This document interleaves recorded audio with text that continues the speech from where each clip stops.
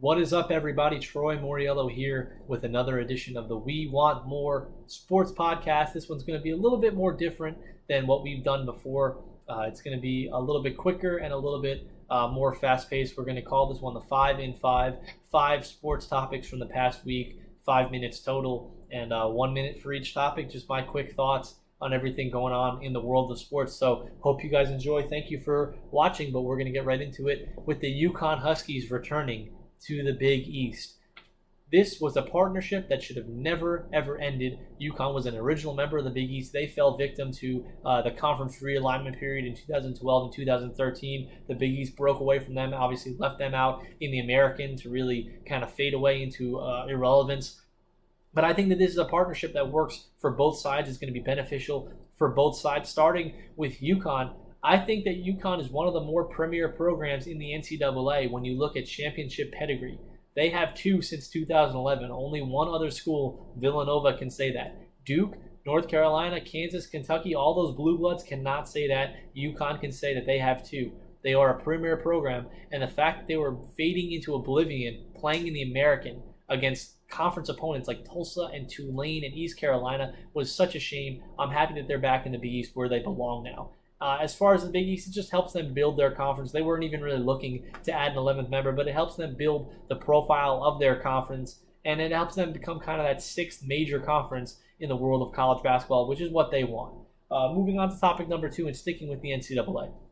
The NCAA announced on Thursday that they were going to basically tweak their transfer guidelines. They're not rules, they're guidelines for players looking to gain immediate eligibility via waivers. Basically, the whole rundown is if you transfer from one school to another, you can apply for an immediate eligibility waiver to not have to sit out a year. A couple guys in college football have done it over the past year. And basically, the NCAA is making it more difficult, making you provide more documentation and more evidence as to why you need to be immediately eligible. To be honest with you, I don't understand this. I don't get why the NCAA feels the need to wield its power over these kids or these student athletes. Just let the kids play. They shouldn't have to sit out a year in general when they transfer from one school to another for the first time. It doesn't make any sense to me. As always, the NCAA making a rule that doesn't really make any sense. What I'd like to see is when a coach signs a 10-year deal with one school and then bolts after 3 years for another school, maybe he should have to sit out for a year instead of getting paid and making millions of dollars. Topic number 3, moving on to baseball now.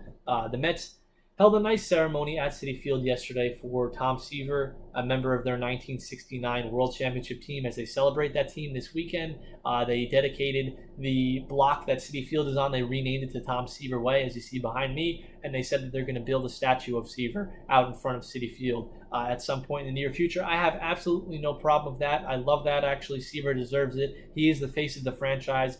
He is the franchise for the Mets. My problem is, why did it take so long? Seaver retired in the 80s. I don't understand why it took 30 years to build a statue of this guy.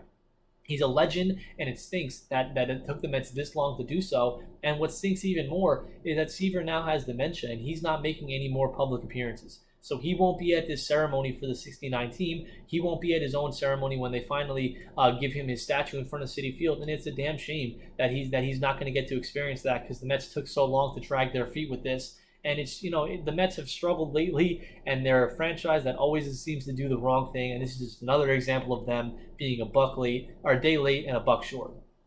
Moving on to topic number 4. The Yankees and the Red Sox head across the pond to play the MLB's first annual London series this weekend for 2 games on Saturday and Sunday. Frankly, I'm not really feeling this, to be honest with you guys.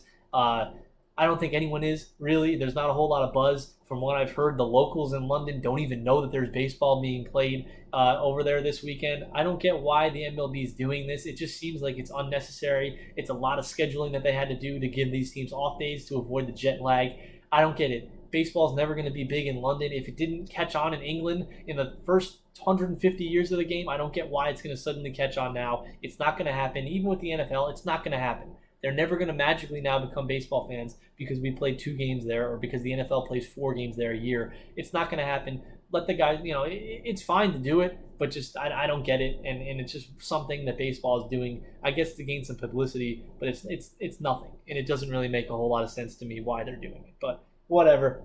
Moving on to our final topic now. The NBA draft was last week. I wrote about this a little bit if you checked out my column from last week on the draft.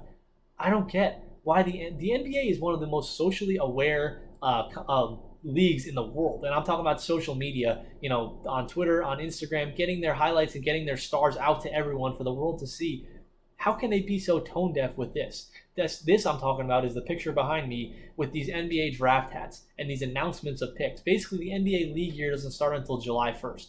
So any picks or any trades involving draft picks can't really be announced until July 1st when the draft was on June 20th. Therefore, you had guys coming up like DeAndre Hunter going up on a Lakers hat when he was really drafted by the Hawks. Doesn't make any sense. It's just awkward all around. What I would propose is, why doesn't the NBA move their draft back behind free agency at some point in mid-July? Have the draft then, move it into really a dead zone. They can own that zone and build up even more hype for the NBA draft at that point. And I think that would honestly work a lot better than where they have it now in June 20th or mid-June every year.